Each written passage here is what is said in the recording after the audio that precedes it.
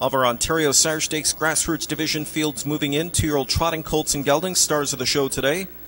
On the racetrack in the Grassroots divisions we've got, Do We Have to Play from the rail out, Windsong Kinley, Meadowview Cliffy, Century Atlantis, British Steel, Scratch the 6, Eucalyptus number 7, and from the second tier, trailing is 8, Rival Seelster. Public has made number 5, British Steel, and driver John Campbell the favorite on this board, at odds of 8-5. It's post time for the first race.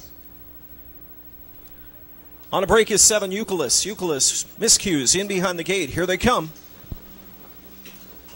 They're off and trotting, and Windsong Kinley is first away from the inside. Hustled out of there by Richardson to gain that early lead. Second on the outside, Meadowview Cliffy. Trotting up in the center of the racetrack into third now comes British Steel. Then it's back to Century Atlantis between horses from in fourth. In at the rail fifth, Do We Have to Play? Off the speed in sixth, races Rival Seelster. And Eucalyptus tries to catch back up here after the miscue behind the gate. They move across the backstretch, and on top for Richardson with the early lead. This is Windsong Kinley, that son of Windsong Esbar. He'll be on the hook for the opening panel. He's on top by a length. Into the pocket spot went Century Atlantis from in second. Racing just off them from back in third is Meadowview Cliffy. The opening quarter was 30 and 4/5. Racing along fourth inside is Do We Have to Play? Then it's back fifth. In at the rail to find British Steel. Sixth tip to the outside comes House with Rival Seelster. And last is Eucalyptus as they come off the turn and get set to move in front of us. Half mile bound go the 2-year-old trotting colts and geldings of the OSS today.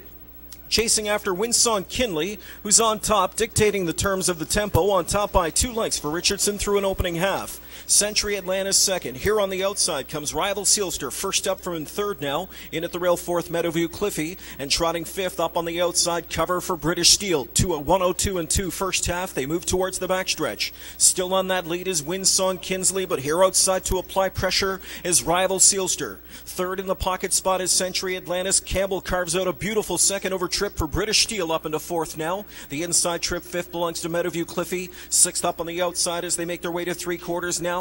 There on the outside is Eucalyptus, and last is Do We Have to Play? Trotters by 3/4, and still on top is Windsong Kinley, 133 3/5. Second outside is Rival Seelster. Third in the pocket spot is Century Atlantis, edging off the rail from in fourth now. As the field arrives at the top of the stretches, British Steel, they turn for home, and it's Windsong Kinley trying to hold on. Outside in second, Rival Seelster. Shooting through at the rail is Century Atlantis, and it's Windsong Kinley who went all the way for Richardson to take today's first OSS Grassroots Division. Windsong Kinley over Century Atlantis, and Rival Seelster finished third.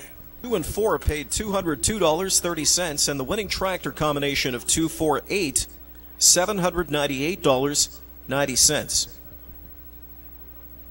And the winner of today's first race, returning to Clinton Raceway's winner's circle number 2, Windsong Kinley. He's a 2-year-old son of Windsong Esbar out of the U.S. Open mare, Audrey Seelster. Homebred owned by Bill Loyens and Ken Pollard of London. Ken does the training, and it was Bruce Richardson in the bike for the winning drive. The 4th lifetime start, and it's a maiden-breaking score today for Windsong Kinley, victorious here in 2:04 1/5.